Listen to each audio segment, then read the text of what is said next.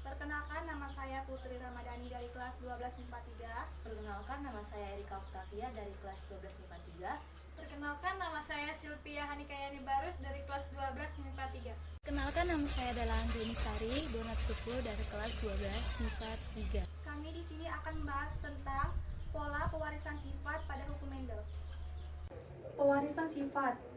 Gregor Mendel pada tahun 1865, teori pertama yaitu tentang sistem pewarisan sifat. Teori ini diajukan berdasarkan penelitian persilangan berbagai varietas kacang kapri dengan alasan yang pertama, memiliki pasangan-pasangan sifat yang menyolok. Yang kedua, biasanya melakukan penyuburan sendiri. Yang ketiga, dapat dengan mudah melakukan penyuburan silang.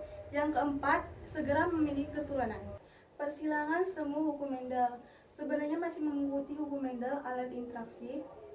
Dikenal beberapa bentuk ratio fenotip F2.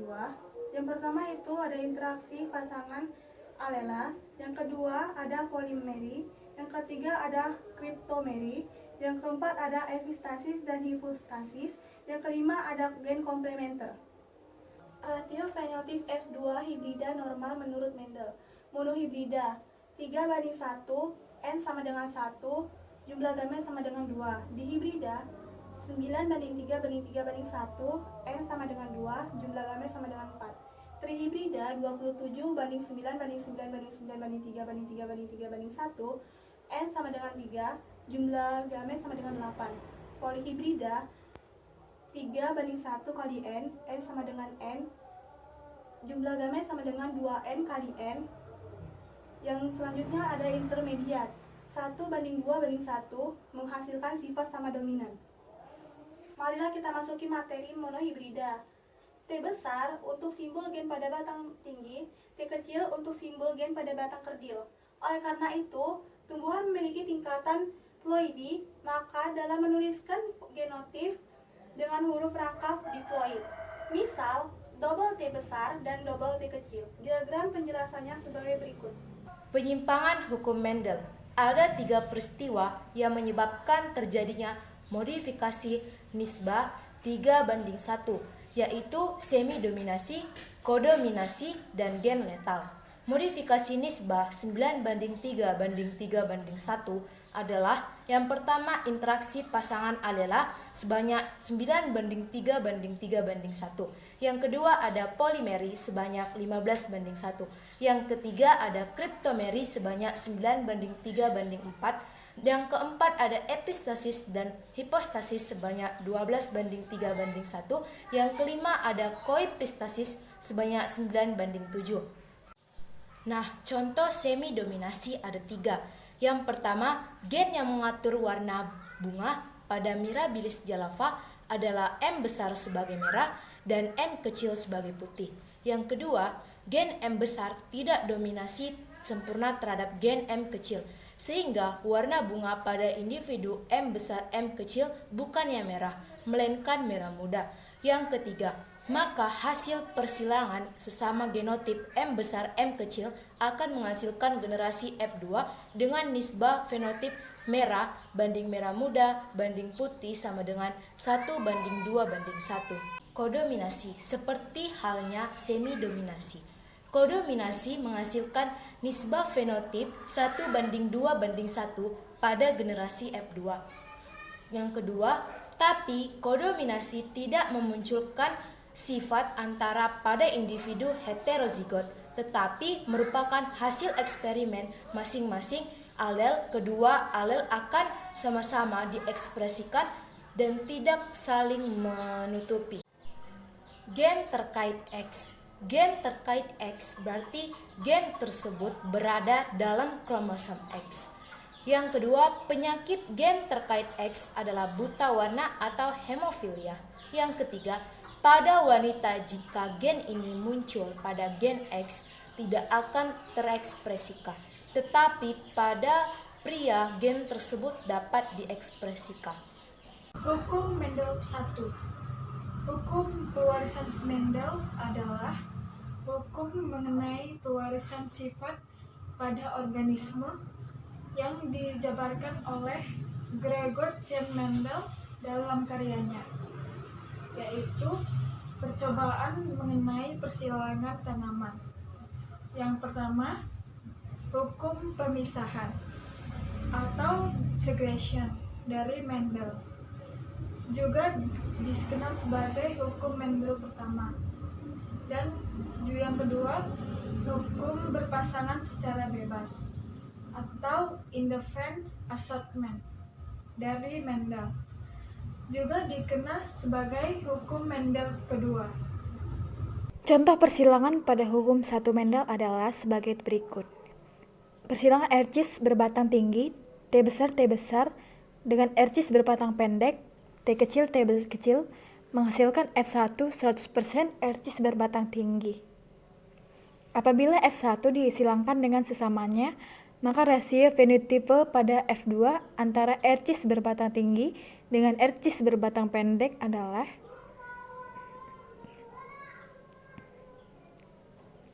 pada soal ini, kita akan menghilangkan RCIS berbatang tinggi dengan RCIS berbatang pendek.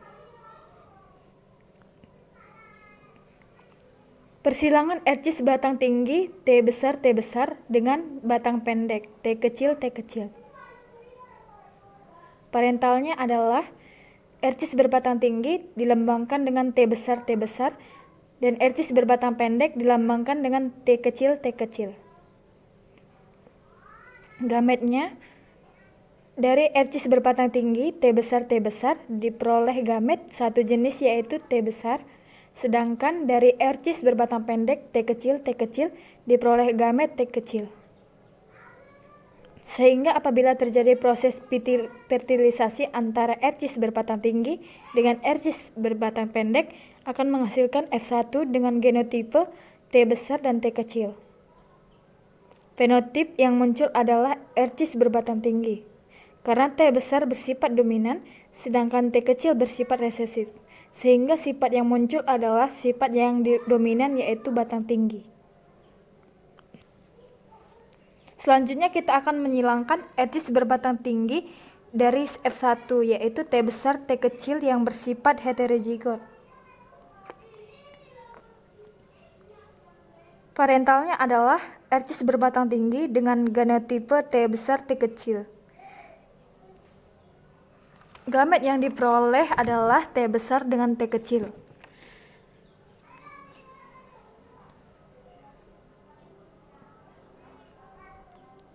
Sehingga apabila kita menyilangkan RCIS berbatang tinggi dari F1 yaitu T besar T kecil, akan diperoleh fenotipe pada F2 adalah RCIS berbatang tinggi dan RCIS berbatang pendek. Rasio fenotipe pada F2 adalah tinggi dibandingkan dengan pendek adalah 3:1. Saya bawa pertama kali adalah kriptometri atau tersembunyi secara bersama-sama. Yang pertama itu, apabila gen dominan tersembunyi memiliki sifat yang tidak tampak, tetapi gen tersebut akan nampak ketika dia bisa berdiri sendiri. Misalnya pada perkawinan silang antara bunga mawar merah atau A besar A kecil B kecil dengan bunga mawar kuning atau A kecil B besar. Yang kedua itu adalah rasio genotipnya. Rasio genotipnya ialah ungu dibanding merah dibanding kuning. Yang ketiga itu adalah rasio fenotipnya, yaitu 9:3:1. Yang kedua itu adalah sex linked atau pautan seks. Sex linked atau pautan seks merupakan gen atau alelea yang terpaut pada kromosom seks. Misalnya, hemofilia. Hemofilia adalah darah yang sukar membeku apabila tidak memiliki fibrinogen. Misalnya itu pada manusia ialah pada laki-laki normal terhadap hemofilia menikah dengan wanita normal pembawa hemofilia. Yang ketiga itu adalah dihidrip. Dihidrip merupakan perkawinan silang antara dua rasa yang berbeda. Misalnya pada tanaman bunga merah rasa manis atau M besar T besar dikawinkan dengan bunga putih rasa asam atau M kecil T kecil. Maka tanaman bunga merah rasa manis disebut sebagai dominan. Maka fenotipnya ialah 9:3. Dari hasil video pembelajaran kami dapat menyimpulkan Kami dapat mencari 3 kesimpulan. Kesimpulan pertama akan dibacakan oleh Erika. Nah, jadi kesimpulan pertama, hasil yang diperoleh dari persilangan tidaklah sesuai dengan apa yang ditetapkan oleh hukum Mendel. Karena dalam persilangan dilakukan penjumlahan dalam pembulatan. Dan yang kesimpulan yang kedua akan dibacakan oleh Puram. Nah, jadi kesimpulan yang kedua yaitu hukum Mendel memang nyata dan penyimpangan yang terjadi bukanlah penyimpangan nyata, melainkan penyimpangan semu karena masih melakukan hukum Mendel. Dan kesimpulan yang ketiga akan dibacakan oleh Reni. Kesimpulan yang ketiga itu adalah walaupun perbandingan fenotipnya baik, tetapi berdasarkan persilangan minihidrid dan dihidrid itu tidak sesuai dengan hukum Mendel.